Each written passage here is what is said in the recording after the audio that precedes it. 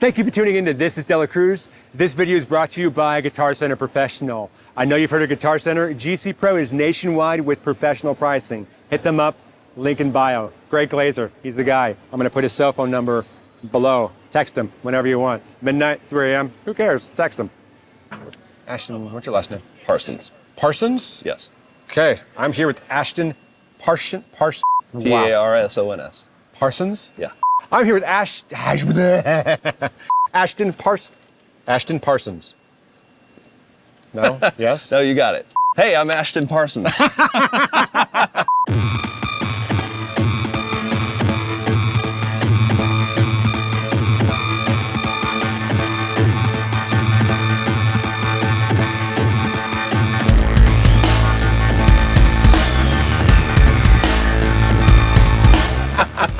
He runs sound for, or monitors for, Disturbed. How'd you get with the Disturbed? I'll be honest with you, it came through Claire Brothers. I was working for another artist. That artist was about to take some time off. I sent off the usual, hey, I'm gonna be available pretty soon. Let me know if you got anything. One of those worked? And 5 minutes later, the account manager for Disturbed hit me up in an email and said, hey, Disturbed's looking for a guy. Are you free in January, you think? And I'm like, I am. So, cool, get me in touch with who I need to talk to. And 2 days later, it was locked in, and then did rehearsal. And 8 years later, I've been here ever since. So take note, guys. Those emails actually, sometimes it works. Sometimes they work. There's living proof right here. I mean, to be fair, I did some fill-in work for the same guy, and he knew my reputation leading into it. So it was less of a cold email and more of a, hey, you know, just in case you got anything that comes across your desk, got it. Let me know. And it did work. So for people who don't know what a monitor engineer is, explain in simple terms, what is a monitor engineer? So I'm the guy that's in charge of what the band hears when they're performing on stage. In this case, they're all wearing their custom fitted in-ear monitors that fit nice and snug in their ear canal. And I deliver a custom mix to each of them. Okay, so all ears, no wedges? Not a single wedge on stage. The only thing I got that's going in that direction is a butt thumper. What? Any amps on stage? Nope. So our guitar player has a pair of live cabinets, but they are a means to an end. We're using the 2 Notes Torpedo Lives in addition to a Kemper. But the Torpedo Lives can't finish the circuit. They don't have the load box necessary for the heads we're using. So there are cabs, but they're not mic'd. So no Texas headphones, nothing. Wow. It's a very quiet stage. The only thing up there is the drum kit. You must love that. It's great. Everybody loves that. So how many mixes are you doing? I am doing, there are 4 primary band members. I have tech mixes. I have 1, 2, 3, 4, 5, 6, 7, 8. So between crew or LD, my backline techs are receiving a matrix feed, so a mix plus of their guys' mix, plus all the talkbacks as necessary. So I want to say there are something like 14 mixes, 15 mixes with everything going on. I have a couple spare matrices as well for emergencies, spare frequencies. The drum thumper. I'm running a couple duplicates. Our drummer is wireless, but we also have a wired pack on stage. There's a guest mix as well, so we have a guest singer that comes out every once in a while. On this tour, every night, our opener from the band Plush, Mariah, she comes out and sings on a song called Don't Tell Me. Oh, cool. She sounds just like Ann Wilson. It's wild. Really? Yep, it's crazy. So she gets her mix. That also doubles as a friends and family mix, since we don't have any wedges or anything. If there's, you know, any one of the band's friends or wives or kids want to listen to the show, it also doubles as my oh crap mix. So should front of house have an issue at front of house, my mix is also being sent to the front of house systems engineer who has a mixer out there. So should the worst happen, he opens up my emergency mix and that hits the PA, gain matched, ready to go. Whoa. Yep. Okay, do you run a cue? Obviously, I'd be probably standing where your cue wedge would be. Yeah, it's all my ears. Okay. Just solo in. And mine is a matrix, you know, mix with my solo bus, so I can hear everybody's talkbacks, whether I'm soloed on anything at all. Whether I'm trying to fine tune a snare drum or whatever, I always hear, whether it's my singer talking to me or my drummer talking to me, or any of the backline techs have a note from any of their guys, or front of house, or my Claire techs have a wireless mic to talk to me. Our production manager has a wireless mic. We're always in communication should we have to cut a song, or there's an emergency in-house. Or does the band have talkbacks that they use? So we have PTTs? We have a talkback upstage center for David, my singer. It's on a radial hotshot. He just pushes down and it opens up. My drummer has a talkback on his riser. It's the same idea. He has his singing that he does, but if he needs to talk to me, he presses that hotshot and it goes to myself, stage manager, and the drum tech should he need any help on stage. Okay. And they just finished up, so if you want to run up there. We're going to go run up and look at some drum mics before they run the stage away. Nick, we'll do this. Because they've got. All right, we got to do the drums real fast because they're about to roll us away. It's tour, a lot of things happen. So let's do this real fast. What's the drum set? The drum set is a Pearl. It's the Top Series, their new thing. We got a whole lot going on. We have a whole bunch of Earthworks DM20s hitting all the toms. We have Beta 91s inside the kicks, in addition to the trigger sample we're using to augment that. DPA 2012 on top. Beta 87, my little favorite for snare bottom. We have 414s for overheads, the Neumanns on all the hi-hats and ride. We have the short Telefunken here for Mike's vocal. I like that. And it also, as I mentioned before, hits the radial foot switch, so he's singing when he's not pressing it. When he presses it, he talks to me, talks to whoever needs to hear him.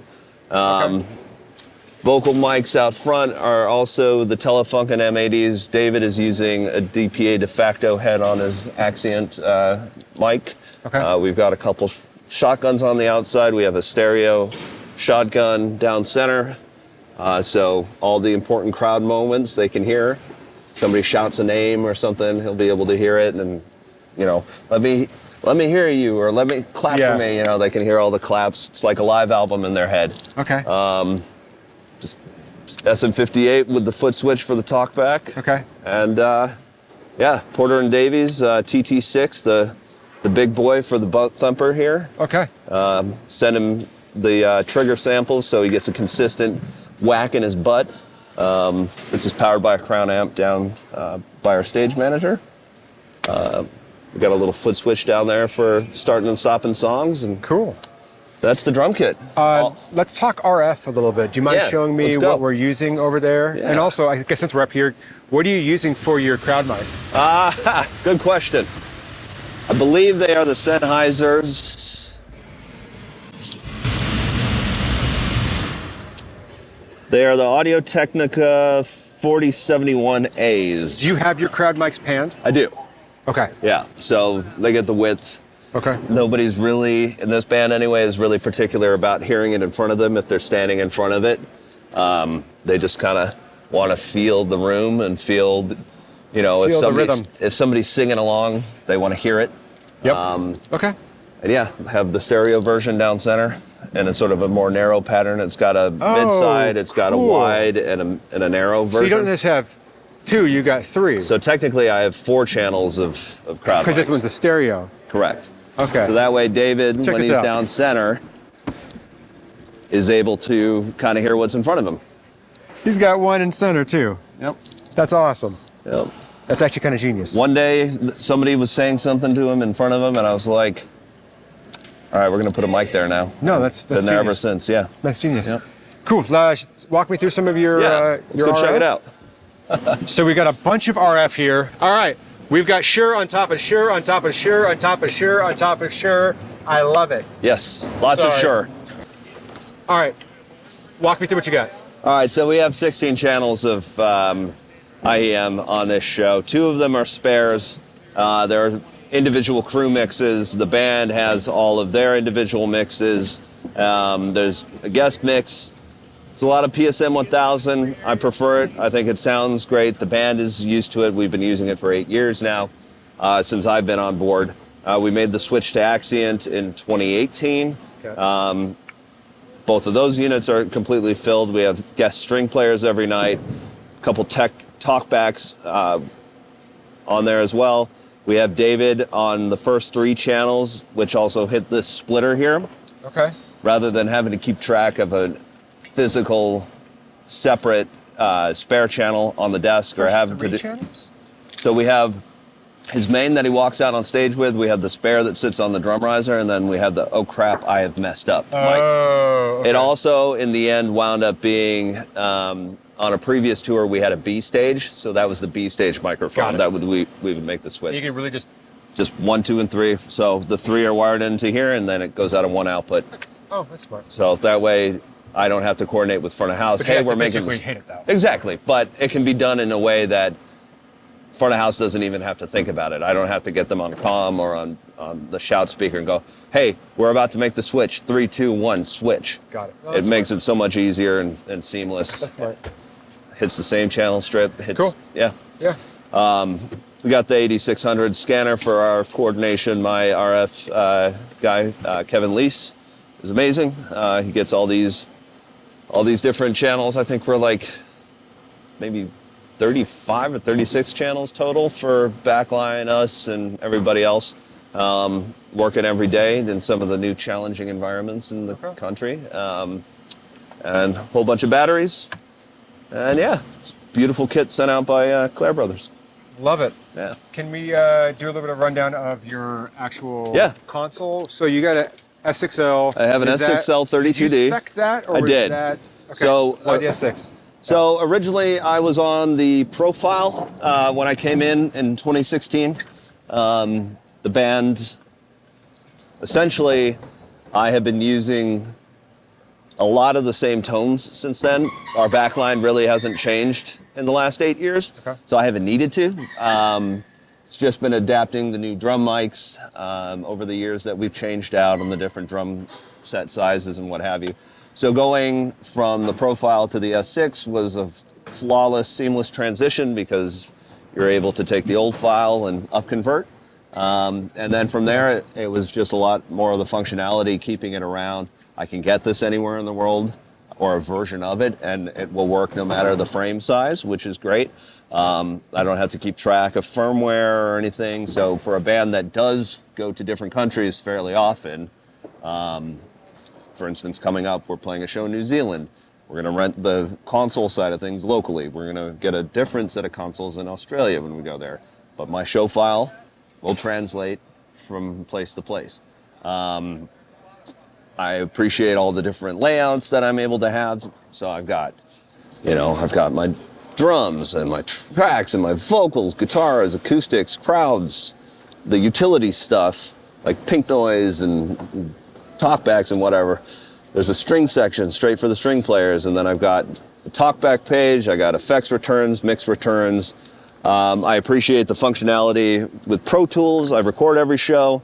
I'm also the band's post-production sound mixer, so anytime we do television or there's social media things that need extra attention, I've mixed their Live at Red Rocks album.